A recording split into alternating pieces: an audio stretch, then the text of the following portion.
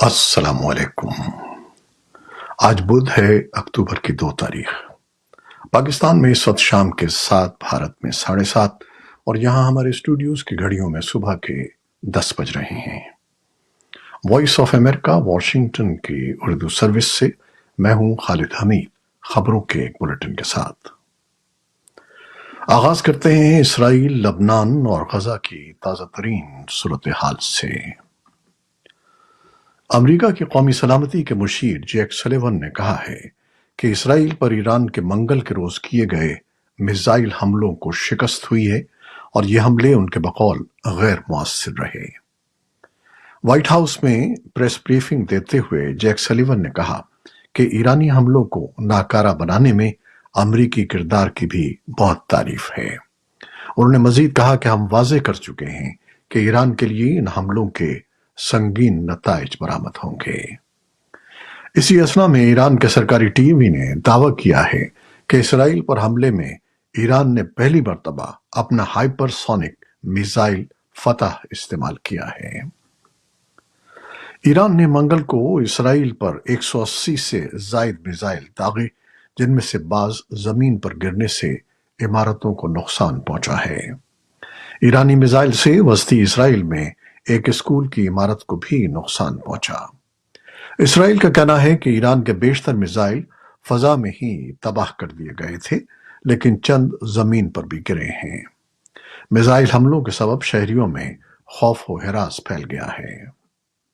اسرائیلی فوج کے ترجمان نے کہا ہے کہ ایران کی طرف سے منگل کو اسرائیل پر داغے گئے میزائل حملوں کے سنگین نتائج برآمد ہوں گے۔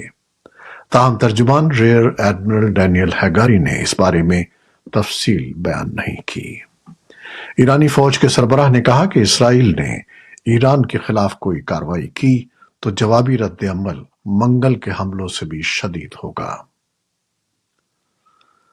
اقوام متحدہ کے سیکرٹری جنرل اینٹونیو گتریس نے ایران کی جانب سے اسرائیل پر میزائل داغے جانے کے بعد مشرق وسطیٰ کے تنازع کے پھیلنے کی مذمت کی ہے۔ اینٹونیو گتریس نے ایک تحریری بیان میں یہ مطالبہ کیا کہ اس تنازع کو ختم ہونا چاہیے، ہمیں جنگ بندی کی ضرورت ہے۔ اسرائیل نے اقوام متحدہ کے سیکرٹری جنرل اینٹونیو گتریس کو ناپسندیدہ قرار دیتے ہوئے ان کے اسرائیل میں داخلے پر پابندی لگا دی ہے۔ اسرائیل کے وزیر خارجہ اسرائیل کاٹز نے بدھ کو ایک بیان میں کہا کہ اینٹونیو گتریس نے منگل کو ایران کے اسرائیل پر حملے کی کھل کر مذمت نہیں کی۔ ایرانی وزیر خارجہ عباس عراقچی نے کہا ہے کہ ہم نے سوئٹزرلینڈ کے سفارت خانے کے ذریعے امریکہ کو پیغام دیا ہے کہ وہ تنازع میں مداخلت نہ کرے۔ ایرانی حمایت یافتہ عراقی ملیشیاؤں نے انتباہ کیا ہے کہ امریکہ اگر ایران کے خلاف کسی بھی حملے میں حصہ لیتا ہے تو خطے میں اس کے مفادات خطرے میں پڑ سکتے ہیں۔ اسرائیلی فوج نے منگل کو کہا کہ اس کے زمینی دستوں نے جنوبی لبنان میں حزب اللہ کے خلاف کارروائی کی ہے۔ ایک ہفتے کے فضائی حملوں کے بعد، جن میں سینکڑوں افراد ہلاک ہو گئے تھے، اسرائیل نے کشیدگی میں کمی لانے کے مطالبات کے باوجود لبنان میں کارروائی کے لیے اپنی مزید فورسز کو متحرک کر دیا ہے۔ اسرائیل کی اس فوجی کارروائی کا دائرہ کار فوری طور پر واضح نہیں ہو سکا۔ غزہ کی وزارت صحت کا کہنا ہے کہ جنوبی شہر خان یونس میں اسرائیلی فضائی اور زمینی کارروائی میں مرنے والوں کی تعداد 51 تک پہنچ گئی ہے، جبکہ کم از کم 82 افراد زخمی ہیں۔ ایران کے حمایت یافتہ لبنانی گروپ حزب اللہ نے بدھ کو کہا کہ اس کی ان اسرائیلی فوجیوں سے جھڑپ ہوئی ہے جنہوں نے لبنان میں در اندازی کی کوشش کی اور سرحد پار سے اسرائیلی فوجیوں کو نشانہ بھی بنایا۔ ایک بیان میں کہا گیا ہے کہ حزب اللہ کے جنگجوؤں نے اسرائیلی دشمن کی انفینٹری فورس کا سامنا کیا جس نے ادیسا گاؤں میں گھسنے کی کوشش کی تھی اور ان کے ساتھ جھڑپیں ہوئیں اور انہیں پیچھے ہٹنے پر مجبور کر دیا۔ چین کی وزارت خارجہ نے بدھ کو ایک بیان میں مشرق وسطیٰ میں کشیدگی پر گہری تشویش کا اظہار کیا ہے اور لبنان کی خود مختاری کے حقوق کی خلاف ورزی کی مخالفت کی ہے۔ उसने बड़ी आलमी ताकतों से तनाव में इजाफे को रोकने के लिए तामीरी किरदार अदा करने का मुतालबा किया है। और अब पाकिस्तान, भारत, अफगानिस्तान, अमरीका और दुनिया भर से मिलने वाली खबरें। बैनुल-अक़वामी मालियाती इदारे IMF के पाकिस्तान के लिए मिशन डायरेक्टर नेथन पोर्टर ने कहा है कि अगर पाकिस्तान ईमानदारी से माशी तजावीज़ पर अमल करे तो ये उसका आखिरी प्रोग्राम हो सकता है। नेथन पोर्टर ने वॉइस ऑफ अमेरिका को दिए गए इंटरव्यू में पाकिस्तान की माशी तरक्की को दरपेश रुकावटों, आलमी मालियाती इदारे के पाकिस्तान की मुआशी पॉलिसी में किरदार और मुल्क में बैरूनी सरमायाकारी कम होने के असबाब पर बात की। IMF की जानिब से कर्ज प्रोग्राम की मंजूरी के बाद वज़ीर आज़म शहबाज शरीफ ने एक बयान में कहा था कि मौजूदा कर्ज प्रोग्राम पाकिस्तान का आखिरी कर्ज प्रोग्राम होगा। पाकिस्तान और रूस ने पहली बार बार्टर ट्रेड डील पर दस्तखत किए हैं।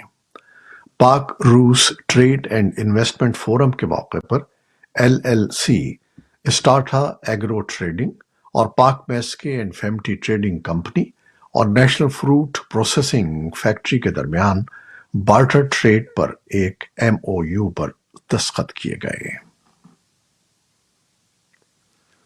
पाकिस्तान की कौमी एयरलाइन PIA ने मशरिक़ वस्ता में कशीदगी के पेश नज़र तमाम परवाज़ों को ईरानी फ़ज़ाई हदूद इस्तेमाल करने से रोक दिया है।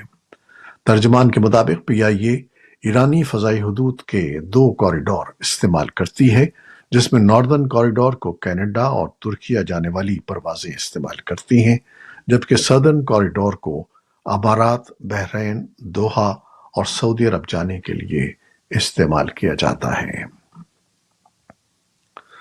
भारत का कहना है कि उसे मशरिक़ वस्ता में बढ़ती हुई कशीदगी पर गहरी तशवीश है और उसने अपने शहरियों को खबरदार किया है कि वो ईरान का सफ़र न करें।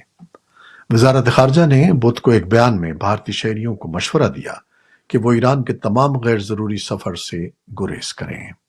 जो लोग फ़िलहाल ईरान में मुक़ीम हैं, उनसे दरख्वास्त की गई है कि वो चौकस रहें और तेहरान में भारतीय सिफारतखाने के साथ राब्ते में रहें।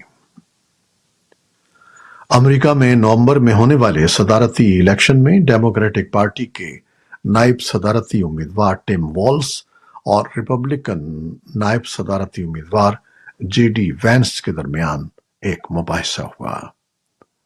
दोनों उम्मीदवारों ने 5 नवंबर को होने वाले सदारती इंतखाबात से कबल वोटर्स को राग़िब करने की कोशिश की।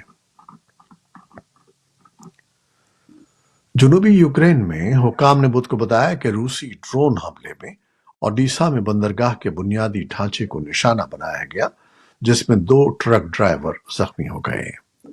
यूक्रेन की फौज ने कहा कि यह हमला फ़ज़ाई हमलों के सिलसिले का एक हिस्सा था, जिसमें 32 ड्रोन शामिल थे। यूक्रेन की फ़ज़ाइया ने कहा कि उसने कैरोद्राद, ओडिशा और सोमी इलाकों में ये ड्रोन्स मार गिराए। दूसरी जानिब रूस की वज़ारत दिफा ने बुध को कहा कि उसने यूक्रेन के 6 ड्रोन्स गुज़श्ता रात और 1 बुध को अलसुब बेलगोरोड के इलाके में मार गिराया। और अब कुछ मुख्तसर खबरें। जनूबी भारत में वाक़े टाटा ग्रुप की एप्पल फैक्ट्री में आतिशज़दगी से मुबस्सरीन के मुताबिक आईफोन के प्रोडक्शन पर असर पड़ेगा और आने वाले सीजन के दौरान अमरीकी कंपनी को आईफोन के अहम पार्ट्स की सप्लाई के लिए चीन या किसी और मुल्क पर इन्हिसार करना पड़ सकता है। क्रिकेट। पाकिस्तान क्रिकेट बोर्ड ने बाबर आजम का बतौर कप्तान इस्तीफा मंजूर कर लिया है।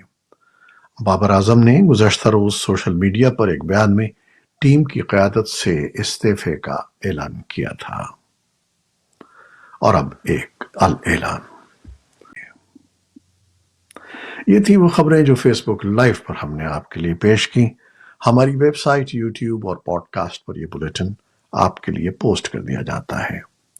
आप हमारे बुलेटिन को शेयर करते हैं और अपने कमेंट्स में अपनी मोहब्बतों का इजहार करते हैं, जिसके लिए हम आपके बेहद ममनून हैं। अपनी इन कोशिशों को जारी रखिएगा। اور اب ہماری پروڈیوسر عائزہ عرفان اور ایڈیٹر بہجت جیلانی کے ساتھ خالد حمید کو بھی اجازت دیجیے گا۔ اللہ حافظ۔